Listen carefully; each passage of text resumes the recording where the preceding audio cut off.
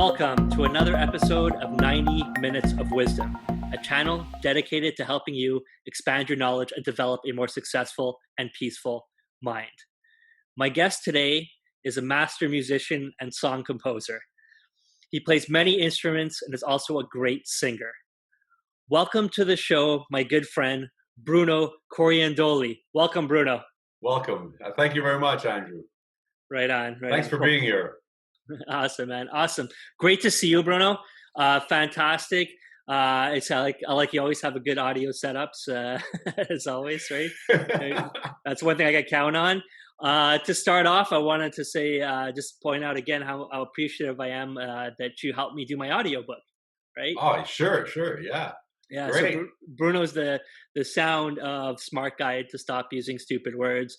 Bruno did the voice for that, so that was really cool. That was much more difficult than we anticipated. Right? Oh yeah. It was totally new. It's the first time in my life that I've done something like this, an audiobook, doing narrating. I was like, whoa, this is different. It was a good experience. Yeah, super cool. Yeah. Thanks again for that. That was awesome. So Bruno, well, I guess to start, tell me what you're working on these days. I know you're always writing songs. So Yeah. Well, these days what's been happening is that I joined a trio, an acoustic trio, where the singer Darren Walsh, he asked me to produce an album because he has a lot of material. So I've been producing his album, and we're up to the 6th song, and I do it all in my studio. I program all the drums and everything, do all the guitar work, and he just does the vocals, and he gives me like scraps ideas of guitars and stuff to make it a bit of an idea. Bro, can you do something with this? And I take it from there and I produce it and build up to something where it's like it's sounding very good so far. You know what I mean? It's with Darren Walsh, we're also in a trio acoustic band. We're doing a lot of covers of classic rock, and it's a bunch of good guys. We're 3 guys, and it's a good team, and we've been having a good working. And now we have our first gig from the COVID period this weekend, this Friday.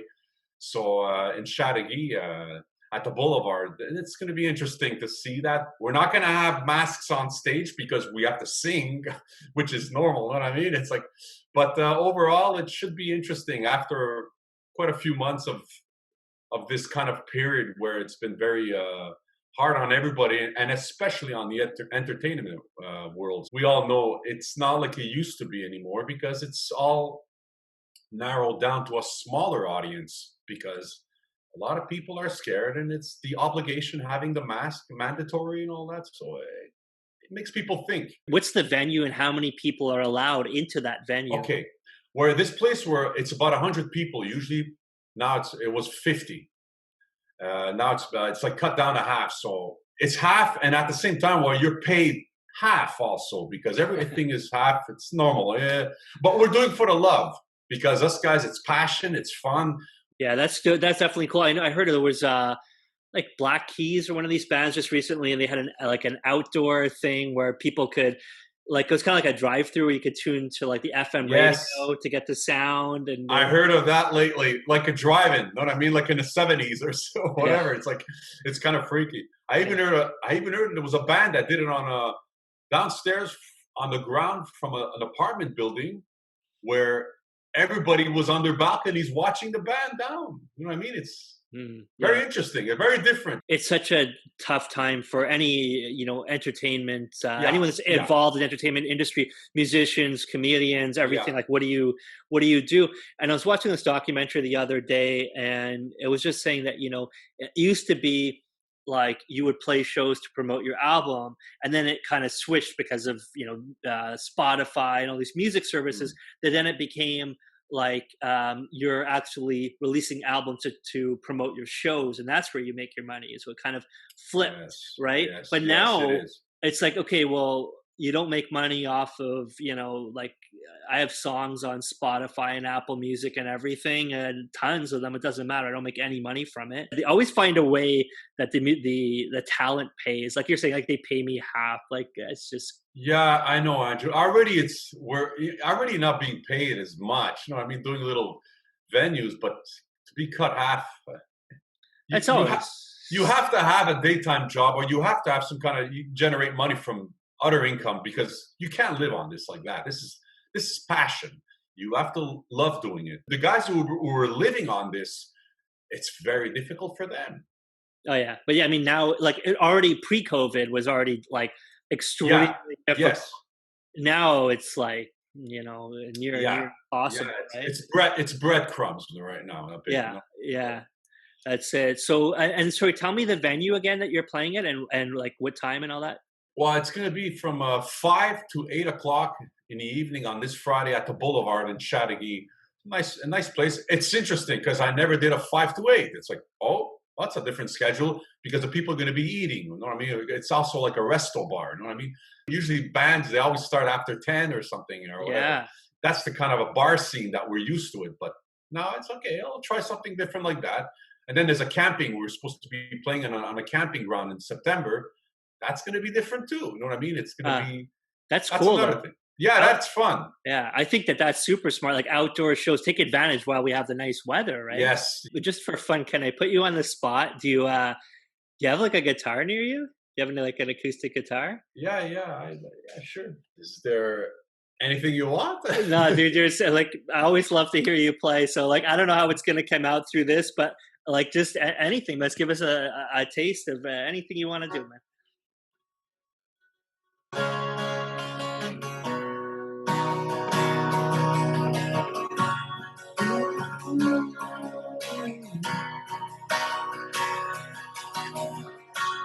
Mama, take this badge from me, 'cause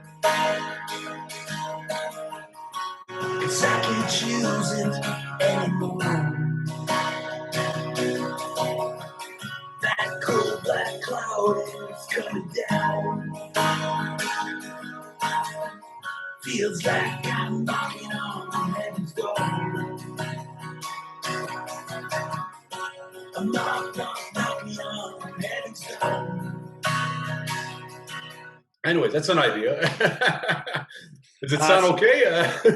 Awesome, bro. Yeah, it's super cool. It's super cool. Yeah. You play guitar, you sing, you have flutes, you play keyboards, and all very, very well, I must say. Yeah, it's many years, Andrew. It's a lot of years. I always love to put that inside compositions and stuff like that. So when I join projects, I add extra things sometimes, harmonica even, and stuff like that.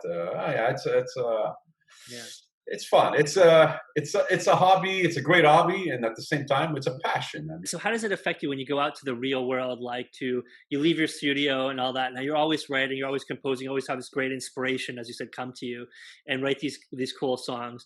And so how do you find that kind of alters the way that you perceive life, or you speak with people, or react to when people speak to you, or how do you find that changes your life coming from that you're from that perception? That's interesting.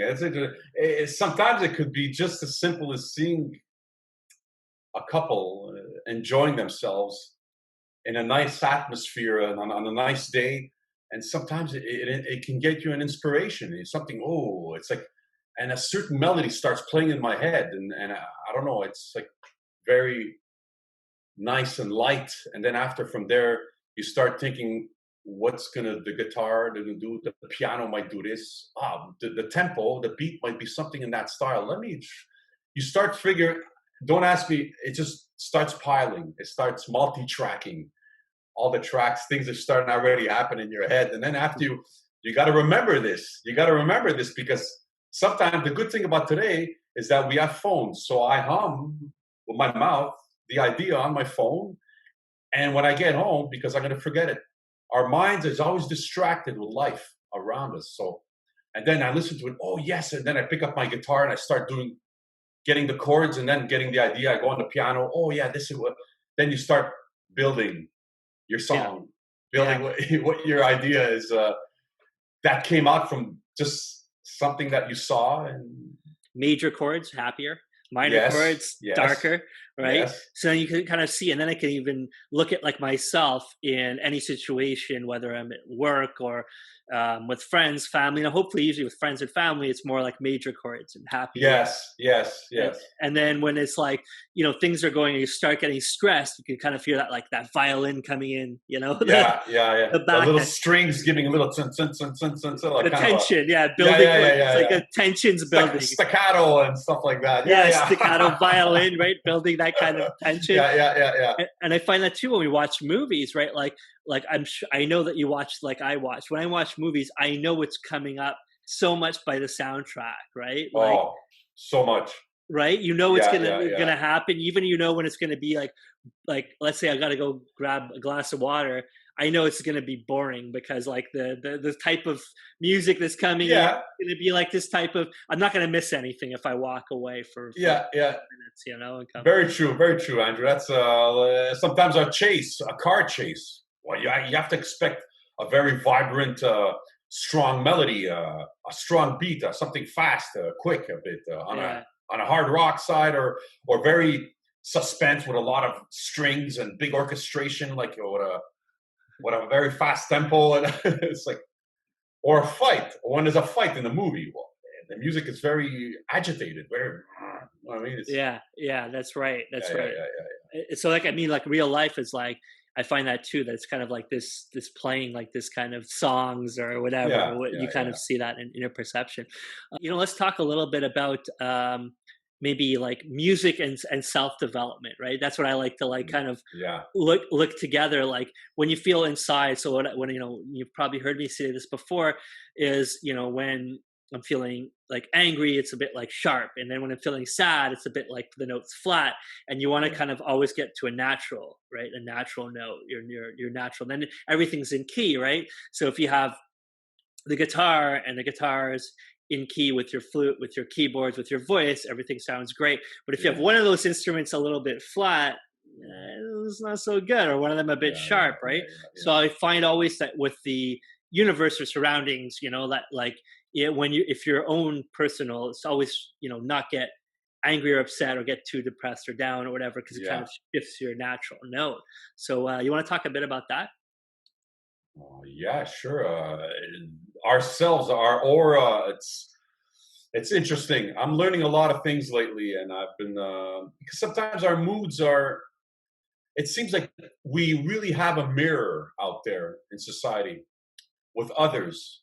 You're a bit in a bad mood today. It seems like others all feel it. They see it. They capture it from you. And they might even, if you ask a question, they might answer you in the same way you're asking the question. It's like, oh my gosh, it's very interesting, Andrew. And then when you're feeling really a good energy, you're positive that day, you're feeling very high. It projects, unbelievable. Yes. People talk to you more in a better mood. It makes their day better. Even it's wow. It's always been there, Andrew. But sometimes we've blocked it. We don't notice those things, but sometimes lately I've been noticing a lot of that because of the tension that's in our society with the COVID and everything. People are scared of others. They're walking by you, but with a distance. It's kind of new because sometimes just that creates a little frustration in you, and it puts a little bit of a damper on your day. A bit, man. It's like, is it me? And then it's not you. It's just the way we're programmed right now. There's a lot of very positive movements that have happened in the recent while. And I think that there's really a point where musicians and comedians and artists just have to be like, you know what? Like, just stop playing. Just stop playing. If you're not paid enough, man, enough. It's so underappreciated. All these things, and we see that, man. If imagine if there was no internet, no videos, Netflix, soundtracks, songs, right, to listen to, and there's this shutdown. I mean, it's unimaginable, right? Yeah, and in these times, it is unimaginable because we're very hooked up to the media and to computers and all phones. It's like we became a slave to this. Now you take that out, and these times it would have been a nightmare. And yes, I see what you mean by for the artists, it's very difficult. Yeah, We're but underpaid. Underpaid, but always. There's always been a reason to underpay artists since. But now even more. Yeah. It's a little sad, but like we say, bro, when the passion is in us and we love doing it, there's no price in a way. It's like, I know if you get down and get discouraged about it, you give up everything. I mean, no, it's not to get discouraged, not to get down. It's just that it's you keep doing what you're doing, and it's wonderful. Yeah. And that's not the issue. It's that like you're saying, man. I've heard it a million times. Oh, just play. It's good exposure. Just play for free. Yeah, just play for this. Okay, you bring a. Try to get a plumber to come to your place and say, it's going to be free. It's good exposure. I'll tell my friends about your plumbing. It doesn't make any sense. No one's going to come. No, that's exactly it. You're right. There's this point. I think that, when everybody, there's the amount of entertainment, television, Netflix, all the streaming services, Crave and Disney and all this stuff. It's all artists. Anything that people want, it's artists, that they want to watch. Yeah. So, I don't know. I think, and it takes so much time, as you said, like how many hours have you they say 10,000 hours, you probably put 100,000 hours into you're right, it's true. It's true. So because in the past I did do sometimes free shows. It's sad because you got to bring your stuff there, you got to tear it down, you got to and you're not getting anything, and the owner of the bar is like, everybody's drinking, he's getting paid. Yeah, exactly. So, you know what I mean? I try to less do that kind of stuff because I don't think you don't feel rewarded somewhere. You just a little bit, you know what I mean? No one would even think of asking an electrician, a plumber, a roofer, anybody, an accountant, hey, can you just do my taxes? Like, it'd be good exposure. Just like, just do them. Like no one's would even consider that. So I don't know, see why it's okay to ask a comedian to perform for free or a musician to perform for free. I know what you mean, Andrew. Yeah, I don't know why it got to that. Tell the guy that's doing this or that, doctor, accountant, lawyer, whatever. Tell him, okay, pick up your guitar, play what you can play. There's no way, there's no way, right? In the same way, I can't walk in a courtroom and start being Mr. Lawyer. I don't know what to. That's exactly. I see what you mean. I understand. So if I understand paying low wages to somebody, and I'm not saying it's right, but a guy is just in front of a cash register, and it's quite basic stuff, like just debit or credit. And you go, okay, I get it. Most people, can do it. Some people, I shouldn't even say that because some cashiers are way better than others. But let's just say that, most people can do that job. So I get that it's a little bit less, it's a little boring. It's a little less ping. But I mean, okay, here's the guitar, man. You say when someone says, can you play for free? Okay, if you can play what I just play right now, I'll play for free. If you can, pay up, buddy. You're right. Hey, what do you feel about, like different bands and different artists that were said to have sold their soul to the devil, David Bowie or I love the Rolling Stones, but some people say the Rolling Stones, Smashing Pumpkins. And these are all, I have no facts to back this up. These are all things, I was listening to Don't Fear the Reaper and Blue Oyster Cult. Blue Oyster Cult. Band. Right, awesome band. And my friend had pointed it out. I didn't really think of it. I'm like, that with Christopher Walken, We Need More Cowbell. That skit. Yeah. Live, right? And then you think of that's a great song, and then you think of the lyrics, and then you're like, lyrics are like, Don't Fear the Reaper, and it's all about killing yourself and that's pretty heavy. You're right. Right, with somebody else, but it's so nice and uplifting kind of song musically. And you listen to the lyrics, you're like, it's talking about a suicide pact, type of thing. Let's just die together or something. It's really dark when you think about it. It's dark and the music is kind of light. Yeah, it's beautiful, nice melody. Yeah, and the lyrics are whoa. Sometimes it's interesting. I hear music sometimes like that where the music is very light and the lyrics are very dark. Yeah, yeah. So I don't know. What is your opinion on that? You think? I have a hard time with that, Andrew. It's hard to say because I always heard of people selling sometimes their soul And it seems to happen more towards artists that have succeeded a certain popularity and everything. It's hard to say, Andrew. I can't really. Yeah, it's hard. Okay, you don't have opinion. Okay, would you ever No, sell? Would you sell your own soul, or no, have you sold your soul to? no, I wouldn't get into that stuff. No, I have my beliefs, but I that stuff there, no. It's just too. I don't know. It's too weird for me. I mean, So you're as talented as you are, and you still have your soul. yeah, Okay. exactly. Writing to me is a passion. Is something you have to connect with something very light and high, very something angelic almost. And it seems like there's an energy that happens where, wow, how did I write this, man? This is awesome, man. I'm even impressed myself. I get tears, I get chills. Bro, when you get that, you've accomplished something big.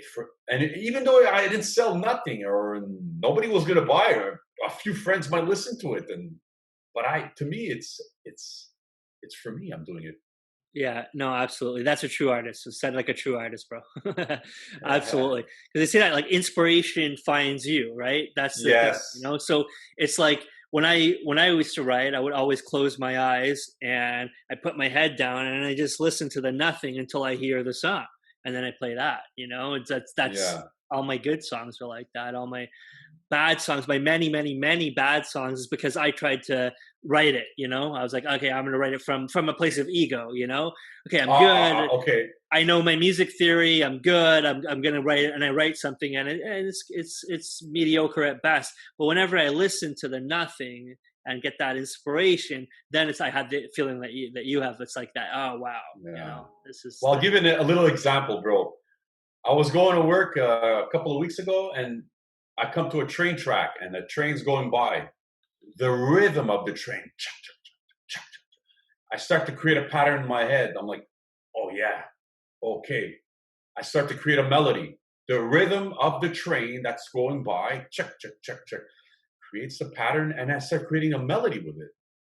And I had to start writing some ideas. I took my phone and started to write the idea on my phone, and I got home, drum machine and everything, started to put all my stuff, and you know what I mean? Just from a train going by of that rhythm is enough to create, oh yes, okay, maybe that's interesting. And that's you start creating a melody on top of it.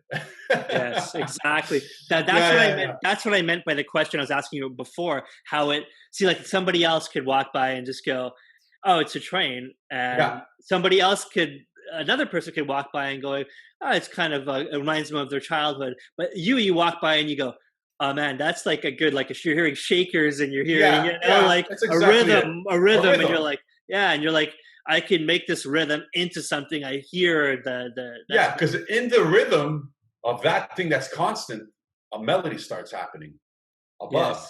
Yes. And the melody starts to go, and then after, oh wait a minute, the bass is going to do this with the guitar. Oh yeah. Maybe if I put another guitar doing a guitar harmony on top, it starts to pile multi-tracking, like I was saying. Yes, exactly. And I think I think that's cool too. Is like I was mentioning this with somebody else. Is that how it's very, very difficult to lie to a musician because we can hear those microtones, right? Like the difference.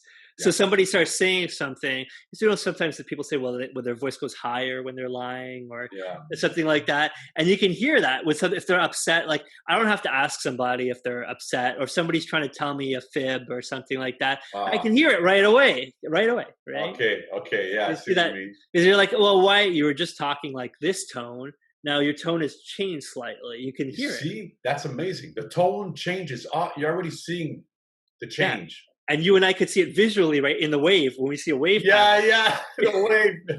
It doesn't lie. We work together. And we saw the same details. I mean, it's normal. You have your knowledge too. I mean, for music here. Bro, here, check this out. Oh, yeah. Okay, Andrew, I see what you mean. Yeah. And then. Yeah. So it's very interesting, Andrew. It's very interesting because even going back 20 years, I'm just thinking of it now. I was working in a company with a big 50-ton press machine, and the sound of the beat that it was doing constant. Even there, I was creating a beat in my head, tempo, melody, because it's that constant thing. You know what I mean? And I don't know what it is. Don't ask me where it's coming from, that we start seeing layers of things, of sounds above, and then creating melodies.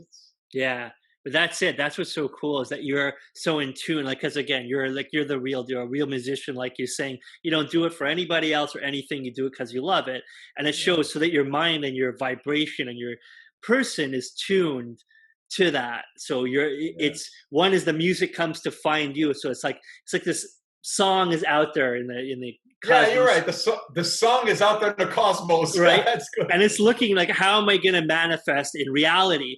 And then Yeah. it finds you, and then it tells its friends, "Hey, I got Yeah. this guy. His name is Bruno, and he's able to manifest this song. To It's exactly it, Andrew. And even going back around 15 years when I was on a truck driver, we didn't have the phones of today and stuff. I had a melody sometimes would start in my head, and I said to myself, I gotta find a telephone booth. I would stop the truck, go to the telephone, call my answering machine, hum the melody, and then continue my route, because or else I'll forget. And I get home, I listen to my answering machine. Oh yes, and I think the guitar, the melody I'm doing, oh man, this is awesome. This is gonna be great. And then I would write a song, and it was like, wow, man, this came out of that idea that I was on a roll. yeah. There was a story about Prince and Michael Jackson. Remember, like way back when those were the two biggest stars, and Prince called his manager at 3 in the morning, 4 in the morning, and says, "We got to open the studio. I just thought of this song. We got to open the studio." And then this manager is like, it's 4 in the morning. I'm asleep. And he goes, "What's the rush? We'll record it tomorrow." He said, "No, we got to record it now, because if we don't record it now, Michael Jackson will." And that Oh, was such a cool statement, because he was aware that just like the music comes to you, yeah. comes to me less often now, because it knows probably not going to write it where you are. So if that inspiration song came to Prince and he didn't write it fast enough, it would just jump, and that inspiration would go to Michael Jackson, Oh man, that's and Michael freaky. Jackson would end up with that hit song. Yeah, super cool. Oh wow, that's freaky. Yeah, that's it. So if you don't do it, it's like you have this time frame. And I noticed that with with music, with other things too, with business ideas, with things like that. It'll come to you, and because it's out there in the universal consciousness, in the cosmos or whatever, and it'll come to you to manifest into this world. There's like $1 million ideas, the same thing. There's tons of them out there, but who's going to take that idea and actually come to you and say, "Oh yeah, that's a great idea," but then you got to make it happen, right? The same thing is you Yeah. can get that song coming to you, but you're actually gonna sit there and you're gonna be like, "Okay, I'm gonna write this. I'm gonna." Yeah. I remember meeting this guy named Bob North when I was in Miami, and he said, "Can you play?" He's a great piano player, and he's played with all kinds. I can't remember who. Chuck Berry used to play with, and a lot of famous people. And he said, "Can you show me some of the songs that you wrote?" And I said, "These are songs I wrote growing up." So I played some of my piano songs, 3 or 4 songs I played for him growing up. And Bruno was insane. He was able to tell me everything about my childhood, what my parents did for a living, how I grew up. I guessed everything. I have a brother. This is how I felt. This is how I did in school. Just by hearing those 4 songs, he told me everything about everything. Wow.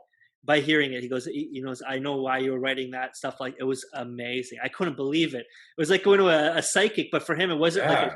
a It's show. almost, it sounds like a psychic, but Yeah, he sees it through notes and through sound and music. he could hear the certain things of um, and he explained it to me, everything. I said, "Okay, how did you do this?" And it made complete sense when he was explaining to me, "This is why you're writing. You were frustrated at this point, and it was coming Wow. out in the music, and you had this internal struggle, and it's coming out like that." And he just like, you were expressing it like it's almost like painting, like a little kid that paints a sunshine and a tree and a bird. Like, this kid's happy, and another kid paints a skeleton, and is Yeah. and so he saw it like that. Good point you brought up there, Andrew. I had carpian tunnel syndrome on both hands going back around 25 years ago. I barely could play. I wrote some stuff, and it was very aggressive. hard, was rough. I wrote the lyrics too, and usually I don't write lyrics, but it's because it's what I was feeling. And man, it was heavy stuff. It's really good. I hear it now and I say, wow, man, I wrote some really interesting, very different from everything I wrote, because you're in a time of a bit of a crisis. You have a lot of anger because you have a hard time. Even though doing those chords was hard, but this feeling, there's something that I had to do. I had to do it. It was the execution of doing that, because that moment I was living was that. Yeah, that's it. But that's the thing. That's the advantage, I guess, that every musician gets, is whenever you have a breakup with a girlfriend, or you have some kind of, tragic event, lose a job, have something like this, that emotion comes to you, and you can take that raw energy and turn it into a song, right? Oh, yes. I've done it often, often. Breaking up relationship, writing a bunch of heavy stuff, good stuff, like, wow, man, really good stuff. And then the opposite, you fall in love, and you're like, that's another. You're right. Another type of style, a bit very bubbly, maybe a little more higher. You know what I mean? That's it. Exactly. Yeah. You're writing very happy, very positive. Yes, everything's beautiful. You're in love. And then, so I always find it interesting to write that. You have that song you wrote when you first met the girl, and then you have the song you wrote after you broke up. Yeah. And then so then you have that kind of like a really happy one. And then kind of, if you can catch it, but before the breakup, you have that kind of, I'm unhappy and this is going awry kind of song. Yeah. Then you have the angry kind of song. And then you have the sad, and it goes into like the sad one. Oh, yeah. And then it goes around and cycle starts again, right? And then and then after, if you don't have a relationship for a bit of time, well, in there you take a different angle. Because you're free from what it was once. Your mind starts getting better. You start accepting that the relationship is over and done with. So your writing starts to become it's like new. Something's new because you're changed. I look at like my life like a compilation album, and you have the point when you're younger and you're rebellious, and you had that kind of maybe kind of rock and roll point, and then you have those things, the blues, when it goes that kind of like the blues, right. And then you have like all these different kind of styles, jazz, where it's kind of like you're doing your own thing, you're not really stuck in a job, you're kind of like free flowing and that's it, improvising every day, every day. So you have that kind of a thing, and I find it's very interesting on each thing. And then kind of aspire to is this deep classical music where everything is refined and elegant and abundance of wealth and stuff like that. So like that. That's interesting too. No, there's a lot of different styles in it, and sometimes we tend to associate our moods to the styles. Yes. That's Do you want to play something else for the listener? Play an original, an original Bruno classic track or something, maybe. I don't know, whatever you want. Tell me you believe in heaven above. I spend my days with the girl I love. Tell me you remember all the things we said. I don't want to be alone. Life's a game of 5-card stuff. You got to play your hand. Joker's wild and aces hide. I'm coming in, so don't you cry.